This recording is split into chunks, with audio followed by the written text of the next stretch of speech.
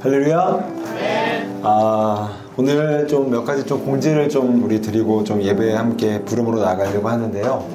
오늘은 그 오후 예배가 교육이 헌신 예배가 있어서 2시 30분에 여기서 특송 연습을 한다고 합니다. 그래서 축도 후에 광고가 따로 없으므로 이제 교육이가 아닌 청년들은 각자 집으로 오후 예배를 들어주시고 또 특송 참여하는 청년들은 이 자리에 남아 계시면 될 것 같고요. 우리 여러분 수련회 위해서 조별 기도회 잘 하고 있나요?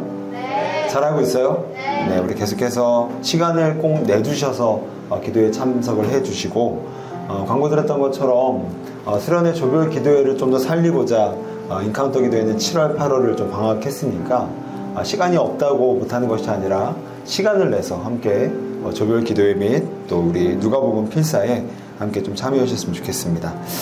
그리고 우리 이제 필리핀 선교 이따가 아니라 오늘 당일에 해서 아마 큰 변수가 없으면 이제 아마 승인을 받았을 것 같은데 그래서 다음 주에 우리 모집 광고를 좀 하려고 합니다. 그래서 어떤 식으로 진행이 되고 그래서 모집 개요를 좀 광고 시간을 가지려고 하는데 청년부가 워낙 시간이 이제 잼이 되다 보니까 시간을 별도로 내기가 어려워서 다음 주는 1시 15분에 이 자리에서 하려고 합니다. 그래서 선교에 관심 있는 청년들은 꼭 15분까지 오셔서 같이 광고를 듣고 또 어떻게 모집 기한이나 또 모집 기호들을 잘 설명 들으시면 차질이 없을 것 같고요.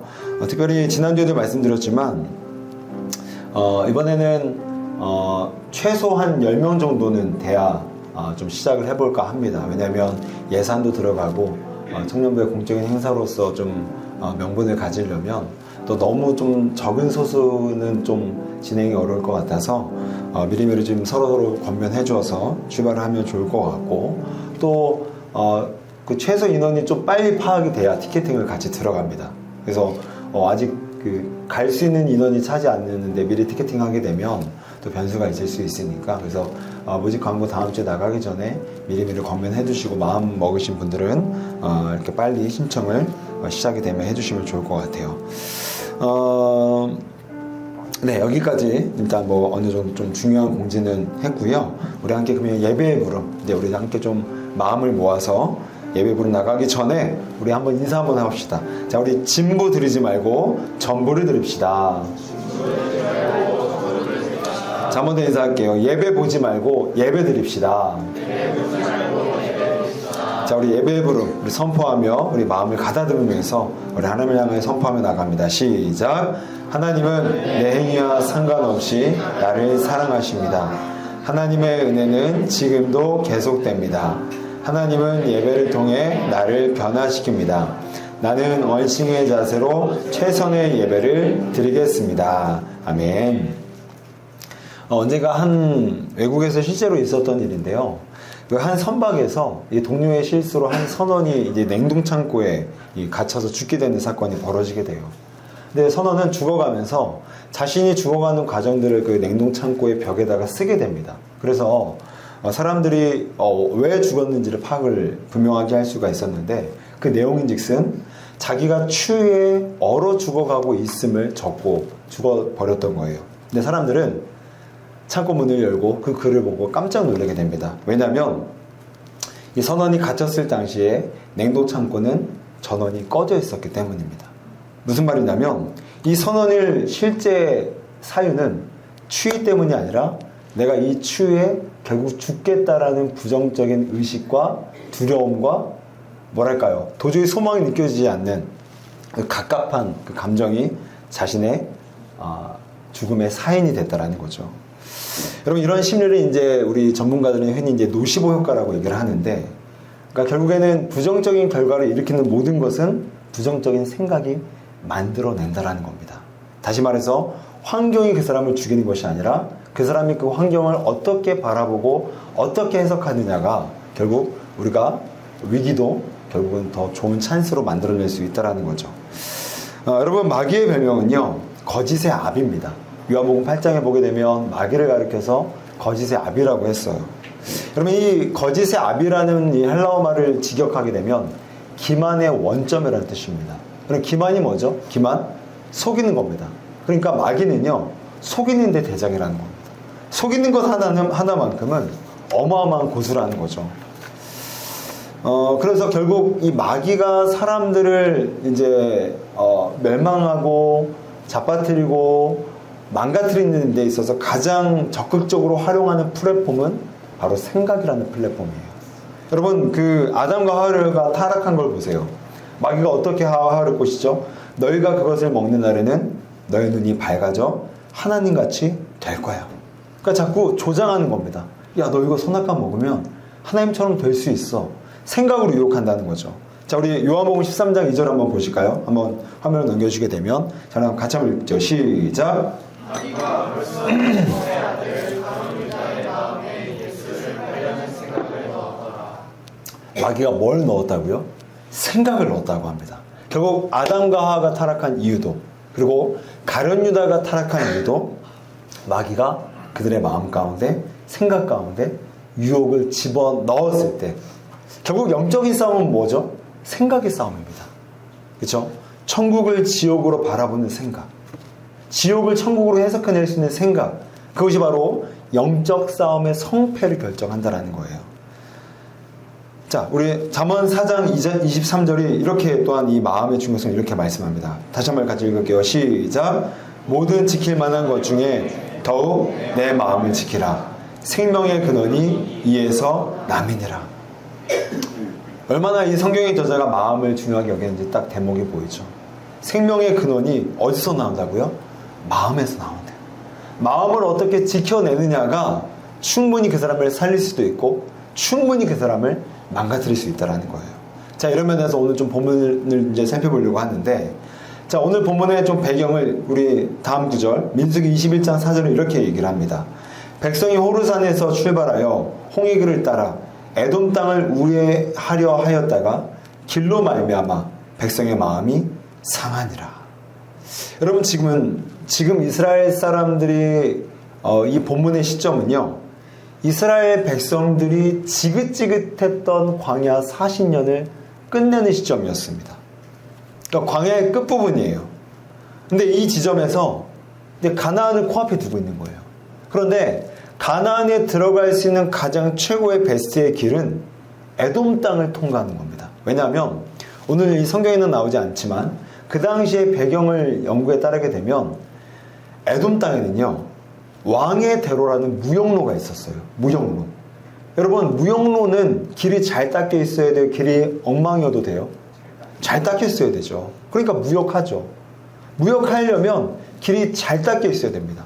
그러니까 이스라엘 백성들은 이 에돔 땅을 통과하게 되면 왕의 대로를 통해서 금세라도 이제 그들이 40년 동안 염원했던 가나안 땅에 들어가는 거예요. 근데 그 에돔 땅을 코앞에 두고 지금 어떤 일이 일어나냐?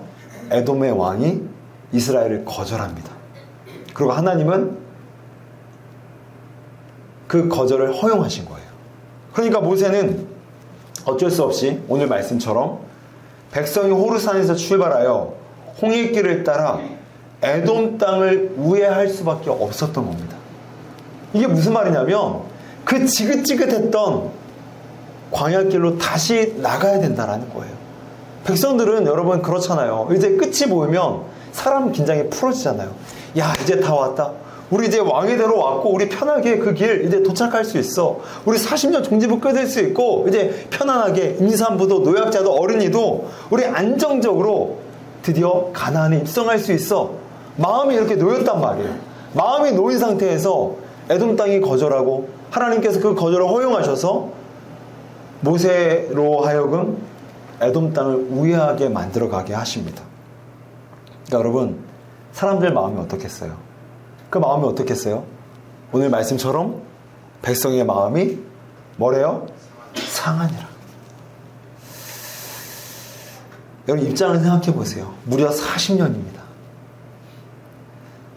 40년을 이렇게 살고 지냈으니 다시금 광야로 나가라는 그 말에 백성들의 마음은 상할 수밖에 없었다라는 거죠. 그래서 마음이 상한 백성들은 우리가 아까 읽었던 그 공동체 성경 읽기에서처럼 5절에서 하나님과 모세를 향해서 원망하게 됩니다.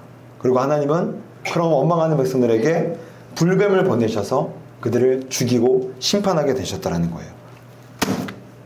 자는 자들은 잠에서 깨십시오. 근데 여러분, 저는 여기서 납득이 안 가요. 여기서부터 납득이 안 갔어요. 설교를 못 쓸 뻔했어요, 오늘요. 도대체 제가 이 부분에서 진도가 안 나가는 거예요. 여러분, 살다 보면 마음 상한 일 있어요, 없어요? 억울한 일 있어요, 없어요? 근데 그때 하나님이 여러분에게 불변 보내서 생각해봐요. 억울해? 불평해? 죽어라, 불변 보내자. 여러분, 그 하나님, 우리 하나님 맞습니까? 그럼 저도 이번 주에요. 이번 주뿐만 아니라 한 2, 3주 동안 제가 엄청난, 제 개인적으로는 큰 계속 시험들이 계속 왔어요. 릴레이 그 소세지처럼, 비엔나 소세지처럼.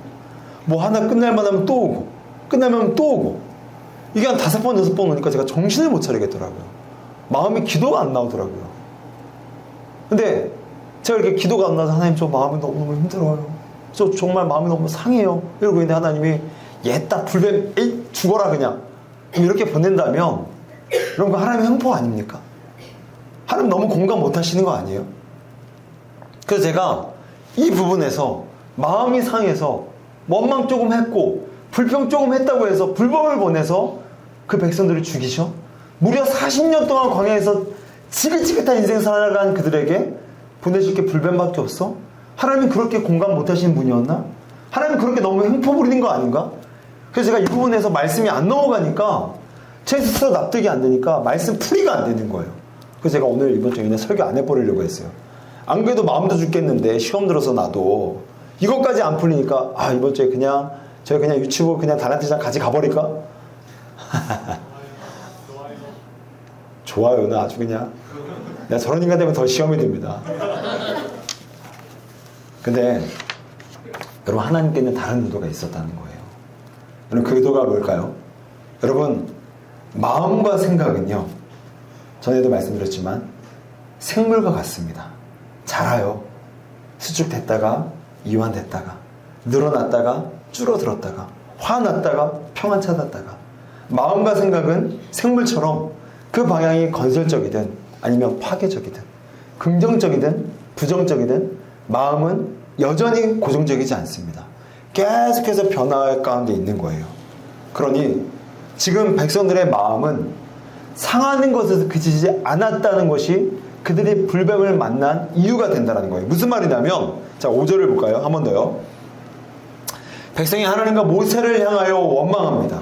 여러분, 여기서 향하여라는 말이요, 히브리어를 바로 직역하게 되면 대적하다라는 말입니다. 대적하다. 여러분, 내가 하나님 앞에 마음이 상한 것과 하나님 저 너무 힘들어요, 도와주세요, 저 좀 달래주세요 라는 마음과 그 마음이 대적하는 마음은 같은 마음이에요, 다른 마음이에요? 전혀 다른 마음입니다. 뭐죠? 마음이 자란 겁니다. 부정적으로 파괴적으로 상했던 마음이 그대로 있는 것이 아니라 그 상했던 마음이 방치되니까 더 악하게, 더 부정적으로, 더 파괴적으로 가서 하나님과 모세를 향하여, 모세보다 하나님이 먼저 나옵니다. 이스라엘 백성들은 하나님이 너무너무 싫은 거예요. 그 대적함이 하나님을 우선적으로 대적하기 시작했다는 거예요.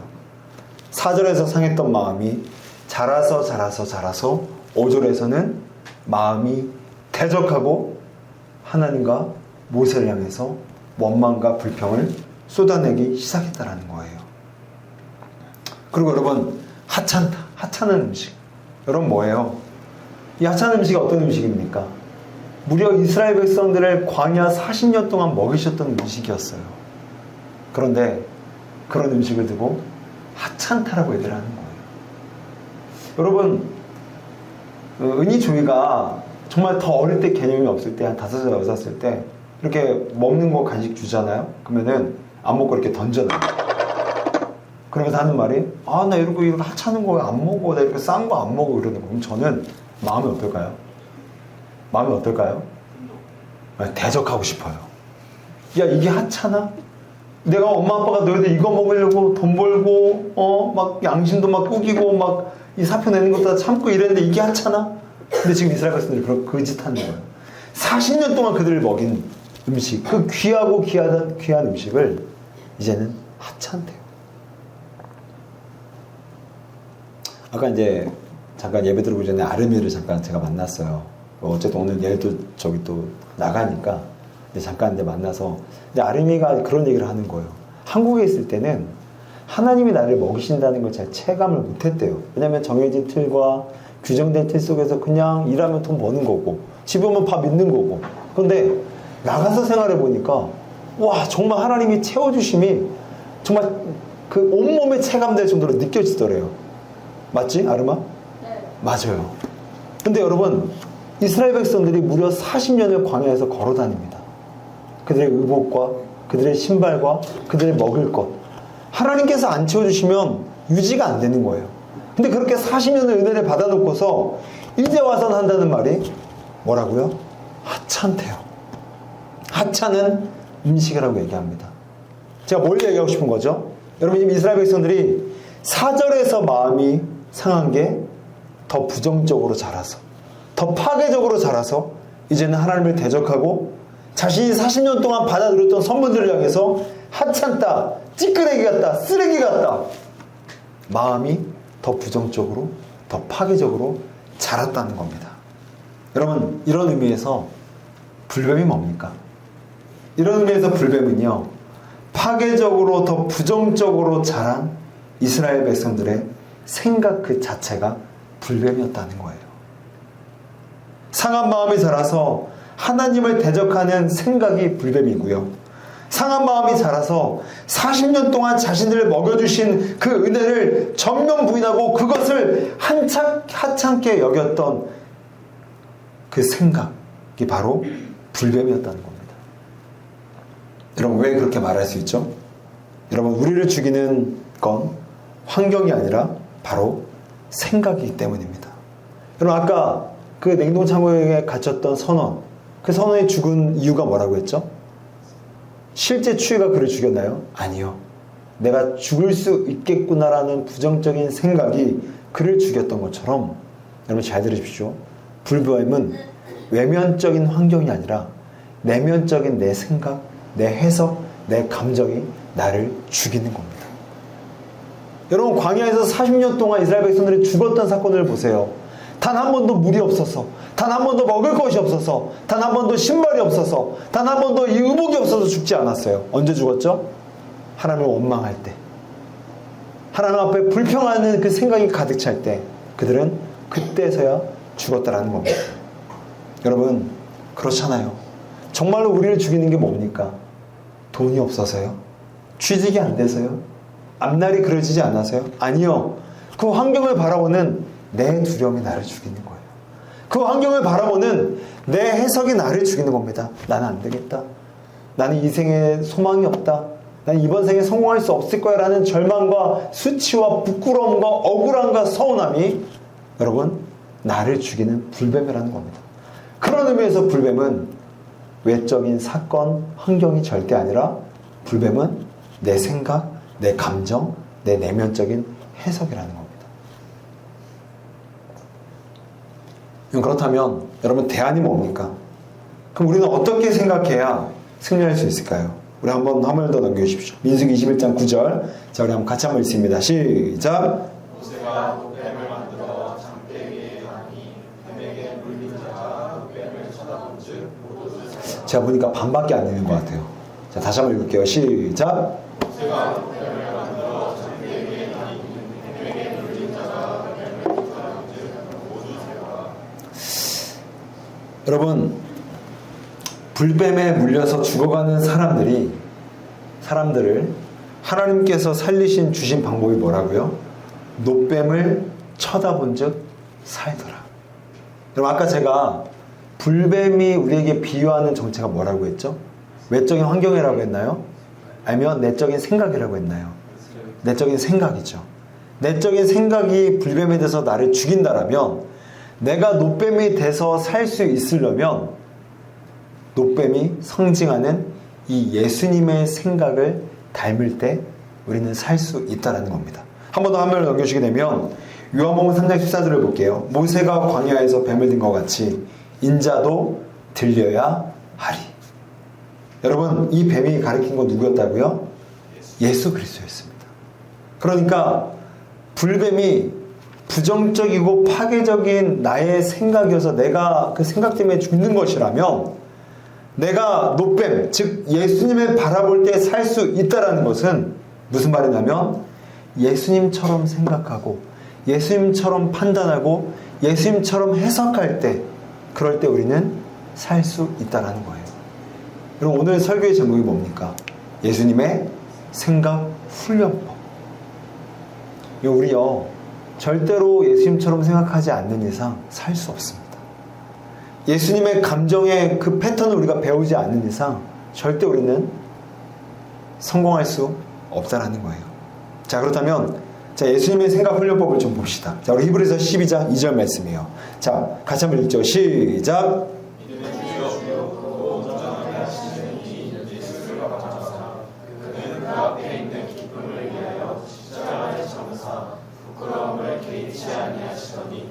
하나님 보좌 우편에 앉으셨느니라. 여러분, 예수님이 지금 생각하는, 지금 쓰고 있는 생각 훈련법을 보세요. 부끄러움을 개의치 아니하셨대요. 여러분, 예수님이 사람이었습니다. 그렇죠? 사람인 예수님도 십자가를 바라볼 때 두려움과 부끄러움과 수치와 원망과 불평이 생겨요, 안 생겨요? 생겨요. 그런데 그것을 어떻게 한다고 했죠? 개의치 않는다고 합니다. 여기서 말씀하는 개의치 않다라는 말은요, 한글말로 바로 번역하자면요, 얕보다라는 뜻입니다. 무슨 말이냐면 그거예요. 십자가를 바라볼 때 기쁨이 있어요. 감격이 있어요. 그 십자가를 맬 때 내게 그 십자가의 사역을 감당할 때 내게 얻는 의미가 있어요. 한편에는 두려움이 있어요. 슬픔이 있어요. 원망이 있어요. 왜 나만 십자가에 대냐는 억울함이 있어요. 왜 나만이라는 섭섭함이 있습니다. 이 교차된 두 가지 감정과 판단과 해석 속에서 예수님은 이 부정적이고 파괴적이고 부끄러움과 수치와 두려움과 원망을 어떻게 했다고요? 개의치 않다. 경멸했다라는 겁니다. 경멸하다. 얕봤다라는 거예요. 그래서 예수님은 오직 기쁨과 즐거움과 소망의 감정만을 십자가를 바라보면서 그 길을 갔다라는 거예요. 여러분, 똑같은 예배를 드립니다. 똑같은 일을 해요. 똑같은 교회 봉사를 합니다. 근데 누군가는 기쁨과 감사와 충만으로 일해요. 근데 누군가는 또 나만 시켜. 짜증나 죽겠네. 이렇게 리액션을 하죠. 이 두 사람의 만든 그 차이의 결과가 뭡니까? 왜 이런 차이가 발생했죠? 이 사람은, 그렇죠? 감사함만을 바라보는 생각 훈련이 되어 있는 겁니다. 반면에 이쪽은 개의치 않는 거예요. 봉사가 주는 두려움, 봉사가 주는 억울함, 왜 나만이라는 서운함, 이것들은 개의치 않고 얕보고 경멸하는 겁니다. 쳐다보지 않는 거예요. 그러니까 그 생각 훈련이 똑같은 상황을 두고 그 사람은 감사한 것만을 보고 나갈 수 있는 거예요. 여러분, 저는요, 이 청년부 설교할 때마다 되게 시험에 많이 듭니다. 너무 좋은 청년들이 많아요. 그래서 참 많은 고민이 들어요. 근데 저는요, 그때마다 이겨냅니다. 즐거움으로 이겨내요. 왠지 아세요? 저는 좋은 청년들을 경멸하거든요. 그러니까 여기서 웃어야 되는데 여기서 다큐로 받으면 엄마, 우리 정 목사님 또 이상해졌어. 나 존다고 겁나 정죄해야 돼. 이게 아니고요. 여러분, 저도요, 사람입니다. 똑같은 설교라는 사명을 지고 여러분, 기쁨으로 설교 듣는 사람이 있어요. 이 중에서 정말 눈이 반짝반짝 돼요.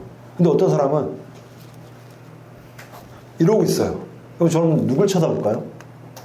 제가 이 설교를 감당할 누굴 봐야 될까요? 그렇죠? 안 자빠지고 안 졸고 눈이 반짝반짝 되는 사람만 시선이 가게 돼 있어요. 예수님이 그걸 지금 그렇게 했다는 거예요. 십자가 져야 되는데 예수님 사람이라고 했잖아요. 근데 저것들 봐. 저렇게 평소에 내 말도 안 듣고 뭐 하라고 시키면 자꾸 까부러대고 그 다음에 얌체처럼 굴고, 야, 내가 저런 인간들 때문에 내가 십자가 져야 돼?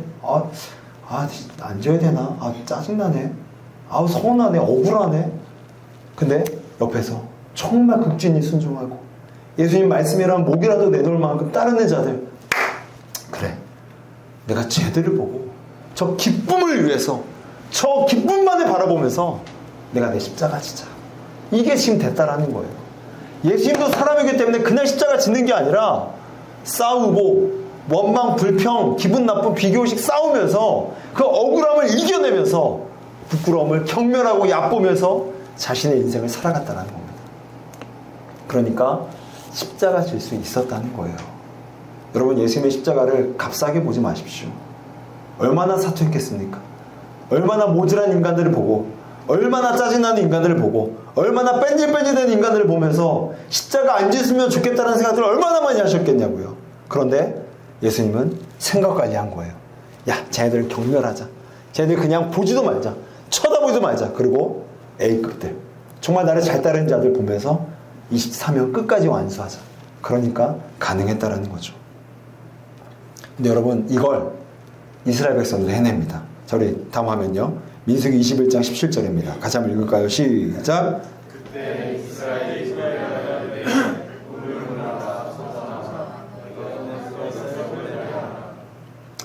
이스라엘 백성들이 아까 4절에서 뭐라고 했죠? 광야길로 나가서 마음이 상했다고 했어요. 그래서 5절에서 하나님을 대적해서 원망하고 모세를 원망하고 불뱀 물려서 노뱀을 쳐다보면서 그래, 나도 예수님처럼 생각해야지. 저렇게 생각해야 나도 이 광야길 마지막까지 완주할 수 있지. 생각을 정리한 겁니다. 그랬더니 17절에서 뭐라고 합니까? 우물물아 솟아나라. 너희는 그것을 노래하라. 여러분, 광야는요, 우물이 날 수 없는 공간입니다. 그렇죠? 사막에서 무슨 물이 나요?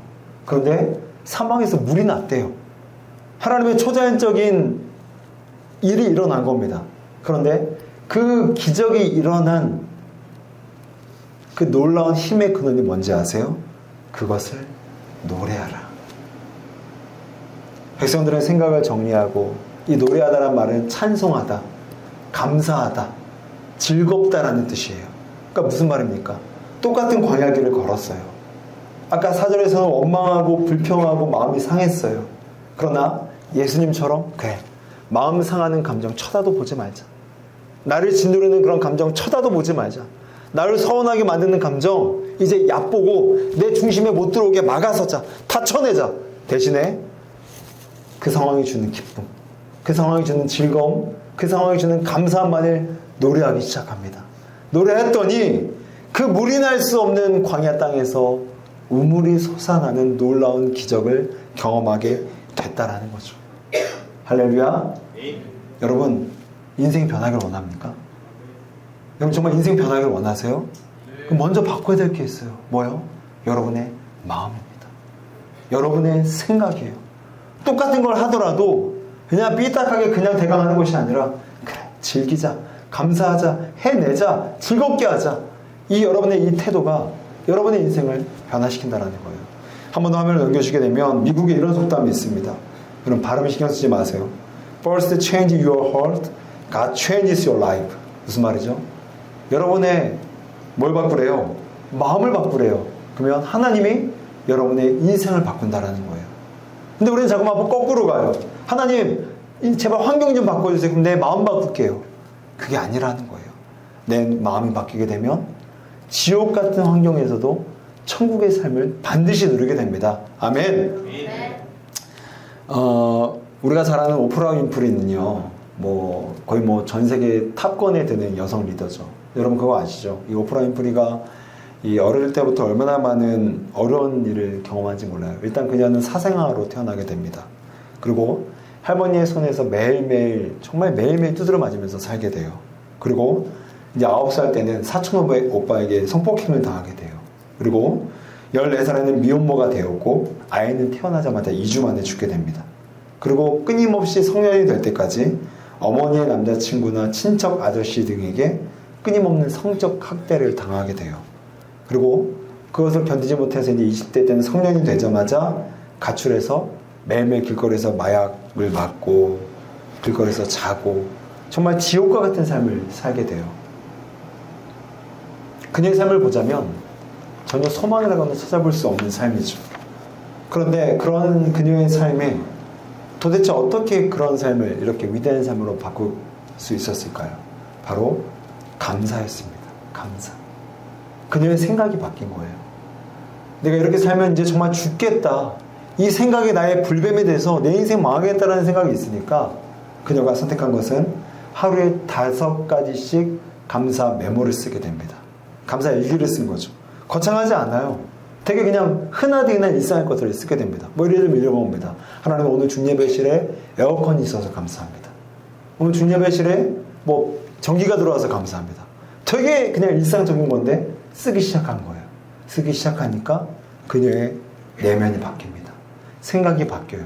생각이 바뀌니까 삶을 해석하는 게 긍정적이고 건설적이고 더 많은 열매들을 맛보기 시작했다는 거죠. 여러분, 이것처럼 우리 역시도 마찬가지라는 겁니다. 오늘 우리의 삶은 지옥 같을 수 있어요.